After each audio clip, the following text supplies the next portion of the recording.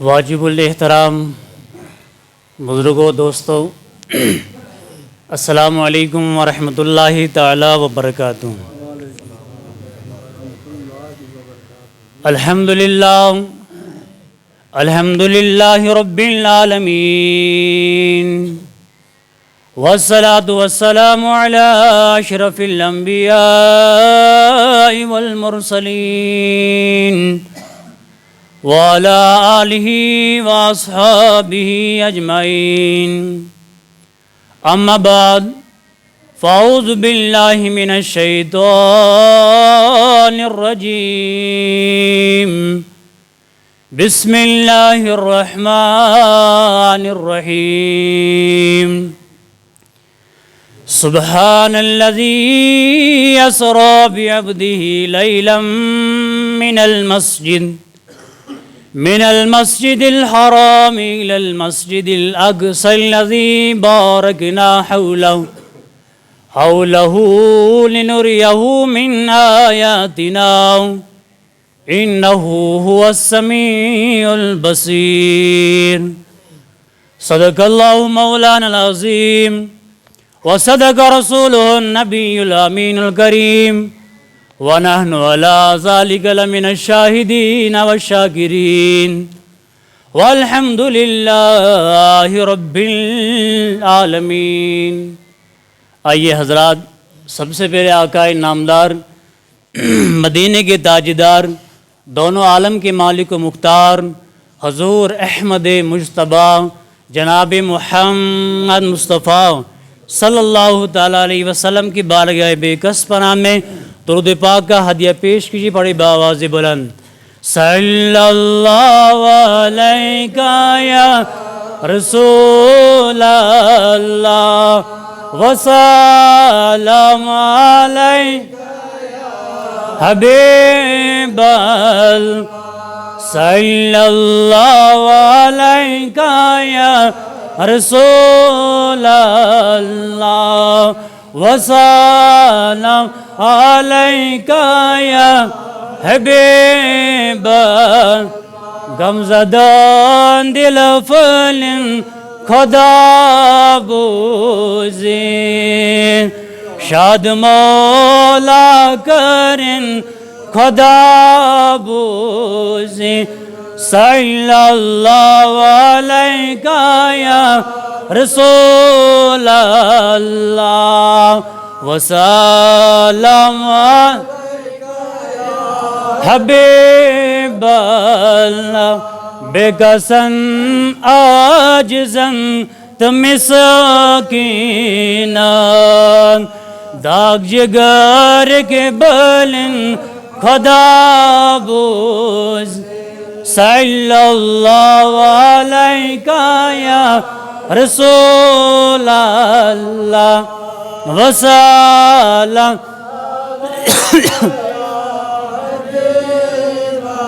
صلی اللہ علیکہ یا رسول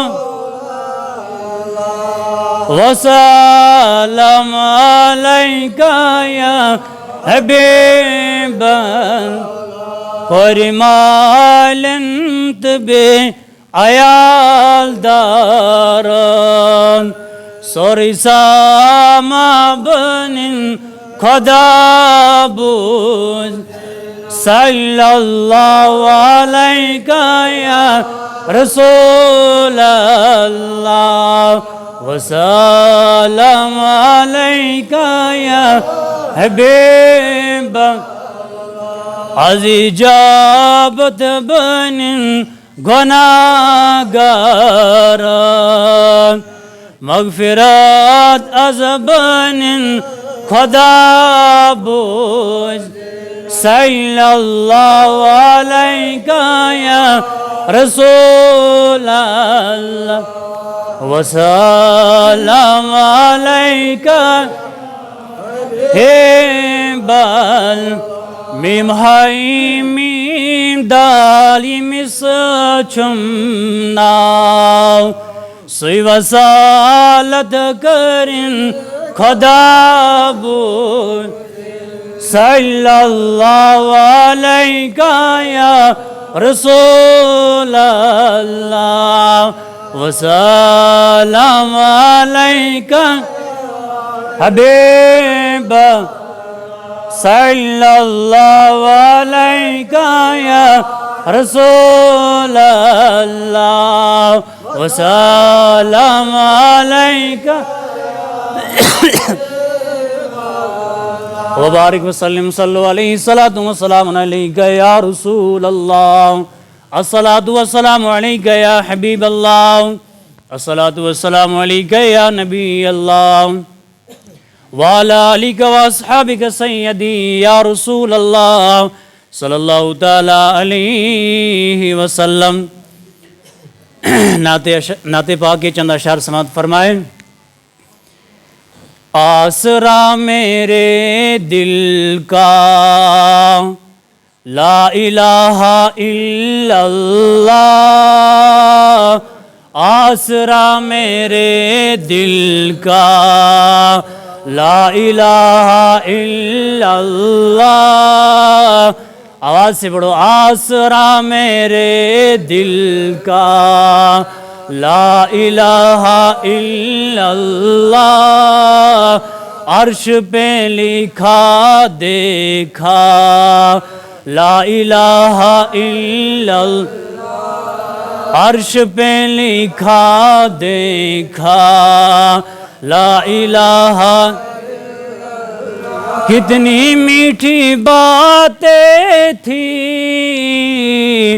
آپ کی خدا جانے، کتنی میٹھی باتیں تھی آپ کی خدا جانے، پتھروں نے پڑھ ڈالا لا الہ الا اللہ، پتھروں نے پڑھ ڈالا لا الہ الا اللہ۔ اس شعر پر مجھے ایک حدیث پاک یاد آتی ہے۔ ایک دن ابو جہل آقا کریم صلی اللہ علیہ وسلم کی بارگاہ میں حاضر ہوا، عرض کیا یا رسول اللہ، اے محمد، اگر آپ یہ بتا دیں کہ میری مٹھی میں کیا ہے تو میں آپ کا کلمہ پڑھوں گا۔ تو میرے نبی پاک صلی اللہ علیہ وسلم نے فرمایا، اے ابو جہل، میں بولوں یہ تمہاری مٹھی میں کیا ہے یا تمہاری مٹھی بولے جو تمہارے اندر ہے وہ بولے؟ تو ابو جہل نے کہا، اگر یہ مٹھی کے اندر جو ہے اگر وہ بولے تو میں اور زیادہ اچھا ہے۔ آقا کریم صلی اللہ علیہ وسلم نے جو ابو جہل کی مٹھی کے اندر تھا اسے حکم دیا کہ کیا ہے، تو ان پتھروں نے پڑھا، ان پتھروں نے لا الہ الا اللہ محمد رسول اللہ پڑھا۔ اس لیے شاعر کہتا ہے، کتنی میٹھی باتیں تھی آپ کی خدا جانے،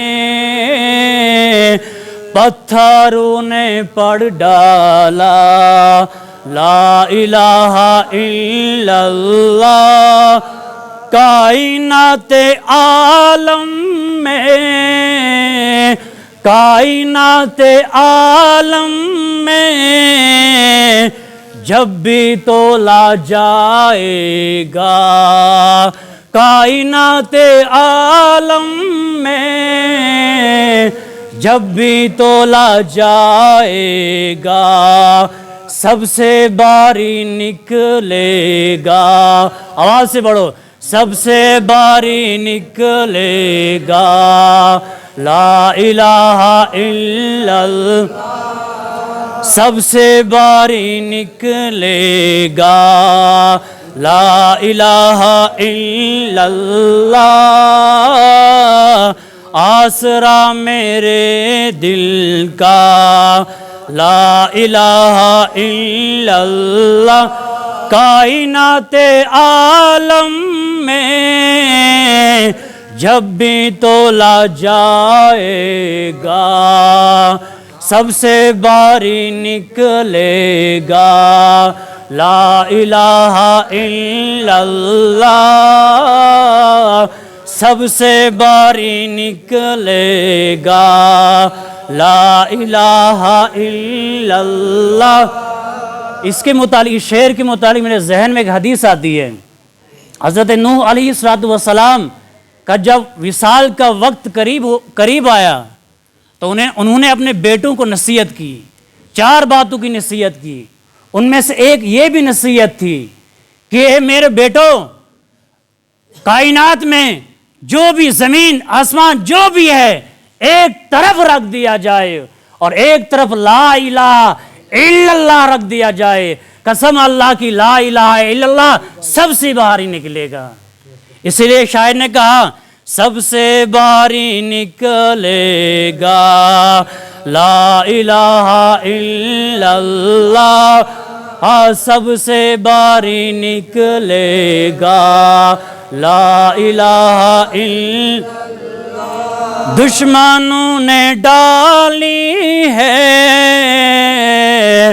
دھول ہر گھڑی، لیکن دشمنوں نے ڈالی ہے دھول ہر گھڑی، لیکن چاند کی طرح چمکا، چاند کی طرح چمکا لا الہ الا اللہ، چاند کی طرح چمکا لا الہ الا اللہ۔ چھوٹ رہی ہو یہ دنیا،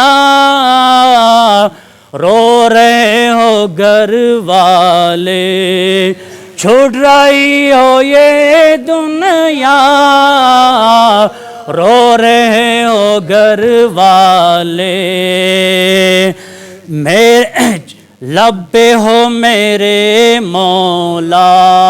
یہ ہم دعا کریں اللہ سے، جب یہ دنیا چھوٹ رہی ہو تو میرے لب پہ ہو میرے مولا، لا الہ الا اللہ، لب پہ ہو میرے مولا، لا الہ الا اللہ۔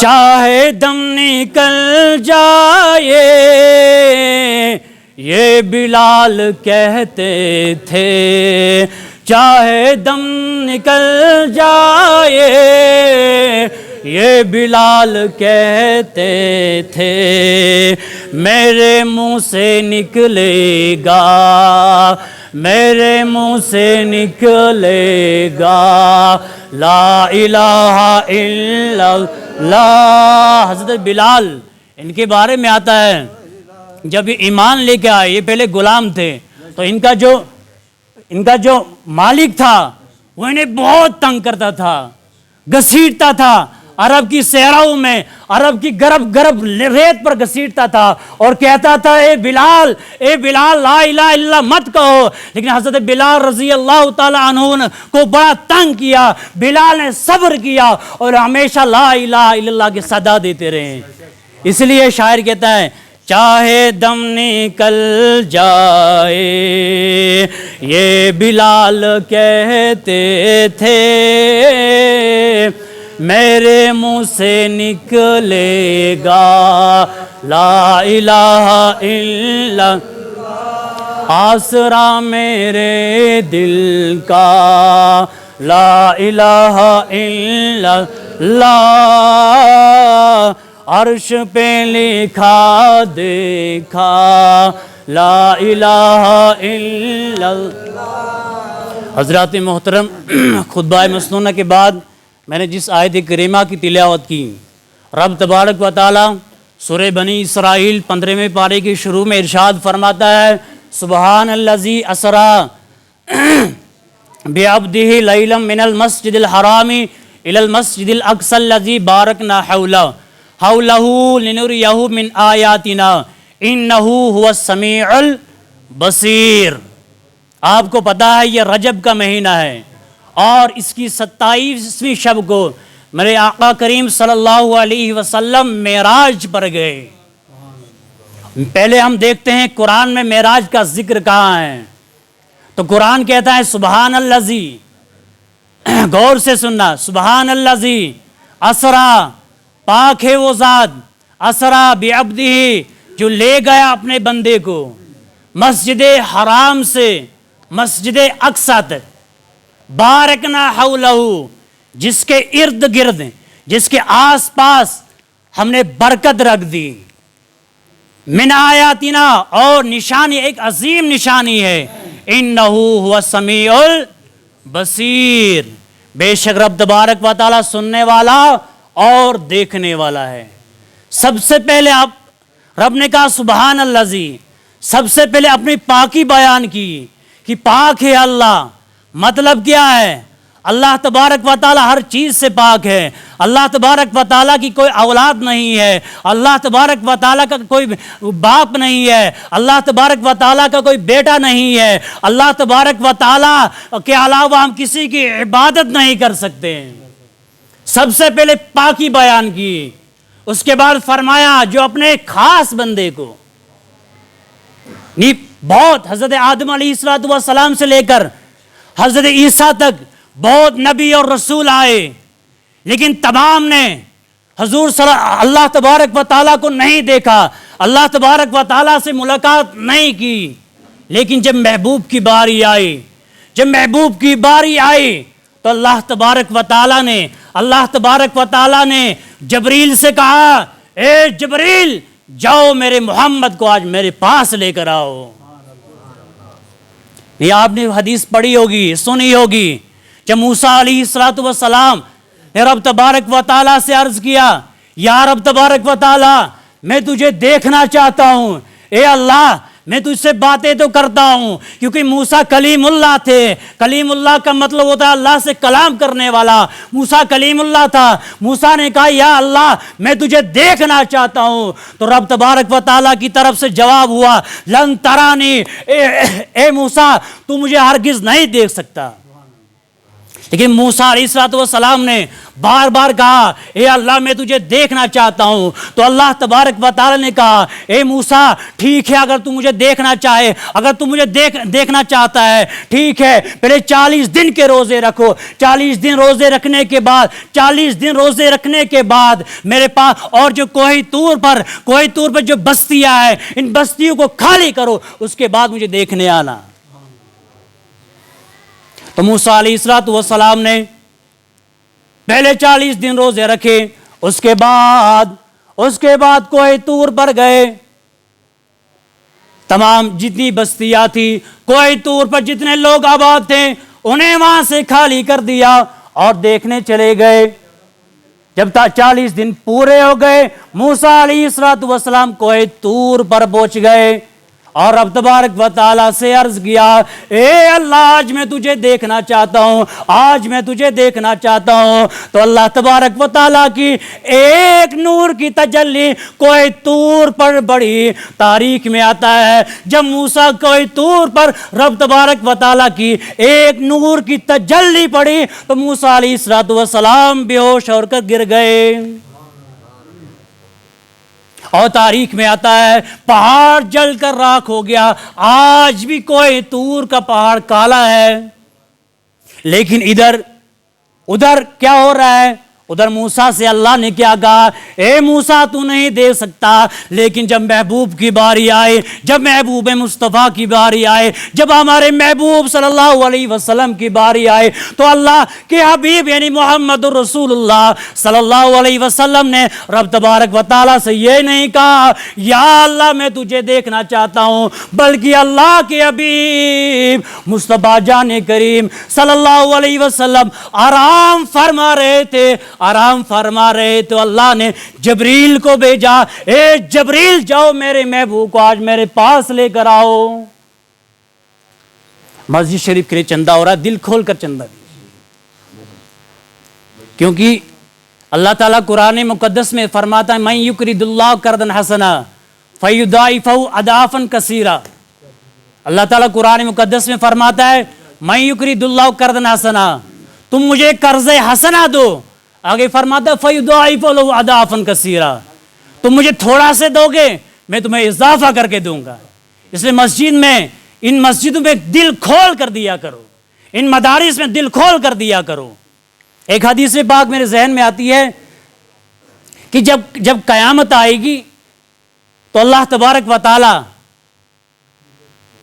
ان مسجدوں کو اٹھا لے گا، ان مسجدوں کو کشتیوں کی شکل میں اٹھا لے گا اور کہے گا جن لوگوں نے ان مسجدوں میں نمازیں پڑھی ہے، جن لوگوں نے ان مسجدوں کو تعمیر کیا ہے، اللہ تبارک و تعالی حکم دے گا اے فرشتوں ان لوگوں کو بھی مسجد میں بٹھا کر سیدھا جنت میں لے کے جاؤ۔ اس لیے مسجد میں دل کھول کر دیا کرو۔ ہاں میں عرض کر رہا تھا معراج کی رات پر حضور صلی اللہ علیہ وسلم حضرت ام ہانی رضی اللہ تعالی عنہا کے گھر آرام کر رہے تھے، تو حضرت جبریل علیہ السلام آقا کریم صلی اللہ علیہ وسلم کی بارگاہ میں حاضر ہوئے۔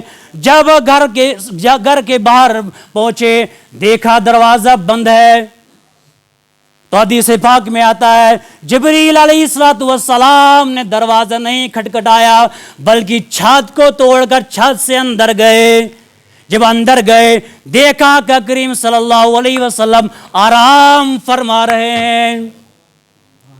اب سوچا اب جگہوں کیسے میں، مصطفیٰ جان کریم صلی اللہ علیہ وسلم آرام فرما رہے ہیں، اب ادھر رب تبارک و تعالیٰ کا فرمان ہے اے جبریل جلدی جاؤ محمد کو میرے پاس لے کے آؤ، آج مجھے محمد مصطفیٰ صلی اللہ علیہ وسلم سے ملاقات کرنی ہے۔ لیکن یہاں محمد صلی اللہ علیہ وسلم سو رہے ہیں، ابھی سوچ ہی رہے تھے، رب تبارک و تعالیٰ نے جبریل کو حکم دیا اے جبریل تمہارے ہونٹ جو ہے وہ کافوری ہے۔ سبے برابر کرو آپ لوگ۔ حضرت جبریل علیہ السلام کو رب تبارک و تعالیٰ کی طرف سے حکم ہوا اے جبریل تمہارے ہونٹ نورانی ہے، تم نور سے بنے ہو، میرے محبوب صلی اللہ علیہ وسلم کے، میرے محبوب علیہ السلام کے پاؤں کو بوسہ دے دو۔ جب بوسہ ملے گا ٹھنڈک محسوس ہوگی، اس کی وجہ سے وہ جاگ جائیں گے۔ بوسہ کون دے رہا ہے؟ کون ہے؟ جبریل کون ہے؟ یہ فرشتوں کا سردار ہے۔ آج ٹوپی اور پاجامہ پہننے والا کہتا ہے نبی ہماری طرح ہے، اور کہتا ہے نبی کی طرح میں ہوں، استغفر اللہ۔ جن فرشتوں کا سردار کیا کر رہا ہے؟ فرشتوں کا سردار میرے آقا کریم صلی اللہ علیہ وسلم کے قدموں کو بوسہ دے رہا ہے۔ یہ میرے نبی پاک صلی اللہ علیہ وسلم کی شان۔ آج 40 دن کا چلا کر کے 40 دن نماز پڑھ لی، 2-4 دن روزے رکھ رہے اور کہتے ہیں میں نبی کی طرح ہوں۔ ارے جبریل جو فرشتوں کا سردار ہے وہ کہہ رہا ہے، اس نے نبی پاک صلی اللہ علیہ وسلم کے قدموں کو بوسہ دیا۔ جب بوسہ دیا آقا کریم صلی اللہ علیہ وسلم کو ٹھنڈک محسوس ہوئی، تو آقا کریم نے فرمایا جبریل آج کیسے، اچانک اتنی رات میں کیسے؟ تو آقا کریم صلی اللہ علیہ وسلم کی بارگاہ میں جبریل علیہ السلام نے عرض کیا یا رسول اللہ صلی اللہ علیہ وسلم اللہ تبارک و تعالی آج آپ کی ملاقات کا مشتاق ہے، یہ اللہ تبارک و تعالی آپ سے ملاقات کرنا چاہتا ہے۔ واہ سبحان اللہ، کیا شان ہے میرے محبوب کی، کیا میرے مصطفیٰ کی شان ہے کہ رب تبارک و تعالی چاہتا ہے کہ میرا محبوب میرے پاس آئے، میں انہیں باتیں کروں۔ اور اس کی بڑی لمبی داستان، انشاءاللہ کل شب معراج ہے، اس پہ ضرور پوری گفتگو ہوگی۔ معراج کی رات پہ آقا کریم صلی اللہ علیہ وسلم مسجد حرام سے مسجد اقصی تک گئے، اور مسجد اقصی میں آقا کریم صلی اللہ علیہ وسلم نے تمام انبیاء کی امامت کی، تبھی انہیں کہا جاتا ہے امام الانبیاء، تمام نبیوں کی امامت فرمائی۔ اس کے بعد آقا کریم صلی اللہ علیہ وسلم پہلے آسمان، دوسرے آسمان، تیسرے آسمان، چوتھے آسمان، پانچویں آسمان اور چھٹے آسمان، اسی طرح بیت المعمور میں پہنچے۔ بیت المعمور یہ کیا ہے؟ فرشتوں کا کعبہ بیت المعمور ہے۔ آقا کریم صلی اللہ علیہ وسلم نے بیت المقدس میں نبیوں کی امامت کی، اور بیت المعمور میں جو فرشتوں کا کعبہ ہے وہاں فرشتوں کو 2 رکعت نفل نماز پڑھائے۔ یہ میرے آقا کی شان ہے، یعنی نبیوں کے بھی امام ہے اور فرشتوں کے بھی امام ہے۔ اور معراج کی رات میں اللہ کے حبیب فرماتے ہیں جب میں معراج پہ جا رہا تھا تو میں نے دیکھا موسیٰ علیہ السلام اپنی قبر میں یعنی اپنی زیارہ قبر میں نماز پڑھ رہے تھے۔ تو معلوم ہوا یہ صحیح حدیث ہے، کوئی ایسی ویسی کتاب نہیں، مسلم شریف کی حدیث ہے، مسلم شریف کی حدیث ہے۔ اللہ کے حبیب فرماتے ہیں جب میں معراج پر گیا میں نے دیکھا موسیٰ علیہ السلام اپنی قبر میں نماز پڑھ رہے تھے۔ نماز کون پڑھتا ہے، مردہ یا زندہ؟ اس سے پتہ چلا، اس حدیث سے معلوم ہوا، اس سے ہمیں یہ عقیدہ مل گیا کہ نبی زندہ ہوتا ہے، دنیا میں بھی زندہ اور قبر میں بھی زندہ ہوتا ہے۔ اسی طرح آقا کریم صلی اللہ علیہ وسلم حدیث پاک میں ارشاد فرماتے ہیں کہ معراج کی رات پر میں نے جنت کا بھی نظارہ کیا اور جہنم کو بھی دیکھا۔ اللہ کے حبیب فرماتے ہیں جہنم میں نے کچھ لوگوں کو دیکھا جن پر عذاب ہو رہا تھا، جن پر سخت عذاب ہو رہا تھا۔ آقا کریم فرماتے ہیں کچھ لوگوں کے سر کچل رہے تھے، سر پر فرشتے انہیں پتھر مار رہے تھے اور ان کے سر چور چور ہو جاتے تھے۔ آقا کریم صلی اللہ علیہ وسلم نے جبریل سے پوچھا، اے جبریل ان لوگوں کے سر کیوں کچلے جا رہے ہیں، ان لوگوں کو سروں پہ پتھر کیوں مارے جا رہے ہیں؟ تو جبریل علیہ السلام نے عرض کیا، یا رسول اللہ صلی اللہ علیہ وسلم یہ آپ کی امت کے لوگ ہیں۔ حضور صلی اللہ علیہ وسلم نے پوچھا، اے جبریل یہ کون سے وہ لوگ ہیں، کس گناہ کی وجہ سے اس عذاب میں مبتلا ہے؟ تو جبریل نے عرض کیا، یا رسول اللہ صلی اللہ علیہ وسلم، یا رسول اللہ صلی اللہ علیہ وسلم یہ دنیا میں ہر کام کرتے تھے لیکن جب نماز کا ٹائم ہوتا تھا نماز چھوڑ دیا کرتے تھے۔ حضرات محترم، آج جمعہ پڑھتے ہو لیکن یاد رکھنا مرنے کے بعد ایک منٹ کا میں حساب دینا ہے، ایک سیکنڈ کا حساب دینا ہے۔ آج ہماری مسجدیں ویران ہے، دنیا کا ہر شہر آباد ہے لیکن ہماری مسجدیں ویران ہیں۔ آج زلزلے کیوں آ رہے ہیں، جگہ جگہ مسلمان پریشان کیوں ہیں؟ ہر کوئی کہتا جی نہیں یہ اپنے گناہ ہیں، لیکن توبہ کرنے کے لیے کوئی تیار ہی نہیں ہوتا ہے۔ توبہ اسے نہیں کہتے یا اللہ مجھے معاف، نہیں، پھر نماز بھی پڑھنی ہے، پھر اچھے کام بھی کرنے ہیں، پھر توبہ پہ قائم رہنا، اسے توبہ کہتے ہیں۔ اب جمعہ میں آئے یا اللہ میری توبہ، پھر جا کے صبح بستر میں اور شام کو بستر میں، یہ توبہ تھوڑی ہوئی، تو اللہ سے مذاق کرنا ہوا۔ آپ دیکھو جہاں دیکھو مسلمان، اور دنیا میں عذاب صرف مسلمانوں پر ہی آتا ہے۔ آپ قوم عاد کو دیکھ لو، قوم سمود کو دیکھ لو، اب نوح علیہ السلام دیکھو، آپ بغداد پہ دیکھو، ہلاکو خان، بغداد کے لوگ پہلے بہت اچھے تھے لیکن جب ان لوگوں کے پاس دولت آئی، دولت کے چکر میں انہوں نے اسلام کو چھوڑ دیا، انہوں نے شراب پینا شروع کر دیا، انہوں نے زنا کرنا شروع کر دیا۔ اللہ کی قسم، اللہ تبارک و تعالیٰ نے ان کو ایسا ظالم بادشاہ دیا، ایسا ظالم بادشاہ مسلط کیا۔ تاریخ میں آتا ہے کہ ان کو ایک ایسا جس کا نام ہلاکو خان ہے، اس نے 20 لاکھ مسلمانوں کو قتل کیے۔ کس نے؟ ہلاکو خان نے۔ اور 16 لاکھ مسلمانوں کو اس نے تلوار سے قتل کیا اور 4 لاکھ مسلمانوں کو اس نے ڈبا کے مار دیا۔ جب ہم اللہ کے احکام کو چھوڑ دیں گے، اللہ نے جو بتایا ان کو چھوڑ دیں گے، اللہ کی قسم مصیبت ہماری مقدر ہوگی۔ آج زلزلے کیوں آتے ہیں؟ اس پہ ایک حدیث سے مجھے یاد آتی ہے، ٹائم بھی مختصر ہے۔ حاکم نے اس حدیث کو اپنی کتاب میں روایت کیا ہے کہ حضرت انس رضی اللہ تعالیٰ عنہ اور ان کے ساتھ ایک اور ساتھی حضرت ام المؤمنین حضرت عائشہ صدیقہ رضی اللہ تعالیٰ عنہ کی بارگاہ میں گئی، عرض کیا، اے ام المؤمنین، اے ہماری ماں، یہ زلزلہ کیا لفظ ہے؟ یہ زلزلے کیوں آتے ہیں؟ زلزلے کس وجہ سے آتے ہیں؟ تو حضرت عائشہ صدیقہ رضی اللہ تعالیٰ عنہ نے عرض کیا، اے انس، اگر میں تمہیں بتا دوں کہ تمہیں یہ زلزلے کیوں آتے ہیں، اللہ کی قسم کل قیامت کے دن بھی تم سے بے چینی نہیں جائے گی۔ تو حضرت انس نے عرض کیا، اے ام المؤمنین، کچھ تو اشارہ دو، کچھ تو بتا دو، یہ کیوں آتے ہیں زلزلے، آخر کن وجہوں سے آتے ہیں زلزلے؟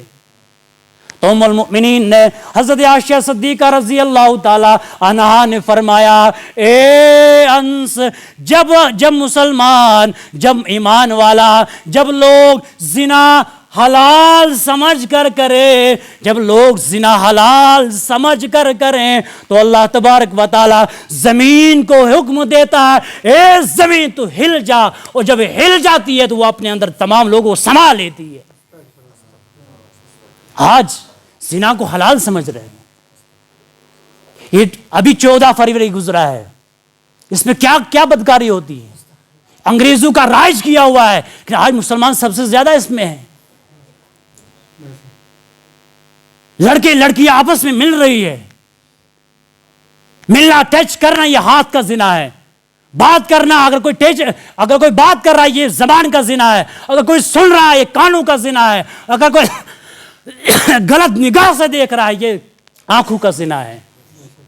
اور جب قیامت کا دن ہوگا، اللہ تعالیٰ فرماتا ہے، سورہ یاسین میں فرماتا ہے، الیوم نختم علی افواہہم وتکلمنا ایدیہم وتشہد ارجلہم بما کانوا یکسبون۔ اللہ تعالیٰ سورہ یاسین میں فرماتا ہے کہ اللہ تبارک و تعالیٰ فرماتا ہے، کل قیامت کے دن تمہارے منہ پہ مہر لگا دوں گا، میں تمام لوگوں کے منہ پہ مہر لگا دوں گا، اور تمہارے ہاتھ باتیں کریں گے، تمہارے کان گواہی دیں گے، تمہارے پاؤں گواہی دیں گے، کوئی کہے کہ تمہارے ہاتھ گواہی دیں گے، تمہارے کان گواہی دیں گے، تمہاری جسم کی ہر چیز گواہی دے گی۔ آج ہم گناہوں کی طرف جا رہے ہیں، سکون ملتا ہے، چند منٹ گناہ میں، چند منٹ کا سکون ہے، لیکن اس کے بعد گناہ تو ہمیشہ باقی رہے گا، لذت ہے لیکن لذت ختم ہو جائے گی، لیکن گناہ باقی رہے گا۔ اس لیے مسلمانوں توبہ کر لو، اگر ان زلزلوں سے بچنا ہے توبہ کر لو، سچے دل سے توبہ کر لو، ابھی آپ کے پاس وقت ہے، ابھی توبہ کر لو۔ جس ترکی میں زلزلہ آیا ہے اس زمین کا مالک کون ہے؟ اللہ ہے، اسے حکم کس نے دیا ہلنے کا؟ اللہ نے دیا۔ کس نے دیا؟ اللہ نے دیا۔ جو اس زمین کا مالک اللہ ہے، لیکن جس زمین پر ہم اور آپ ہیں اس کا مالک بھی اللہ ہی ہے، اور اس زمین اگر آپ باز نہیں آؤ گے تو اللہ تبارک و تعالیٰ اس زمین کو بھی ہلنے کا حکم دے سکتا ہے کہ نہیں؟ آپ دیکھ لو، بس ایک واقعہ سنا دوں، ٹائم ہو چکا ہے۔ قوم عاد سنا ہوگا آپ نے،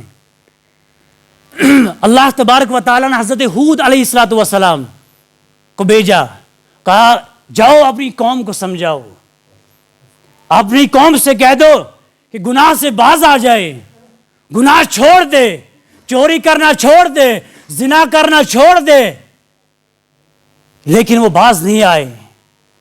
حضرت ہود نے بہت سمجھایا، کہا اللہ کی عبادت کرو، ان بتوں میں کچھ نہیں رکھا ہوا ہے، لیکن وہ لوگ باز نہیں آئے۔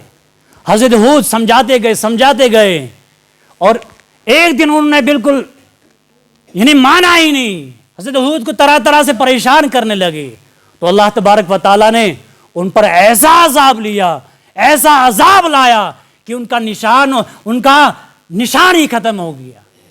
تاریخ میں آتا ہے جب وہ نہیں مانے تو اللہ تبارک و تعالیٰ نے پہلا ان پر جو عذاب مسلط کیا وہ قحط سالی کا تھا۔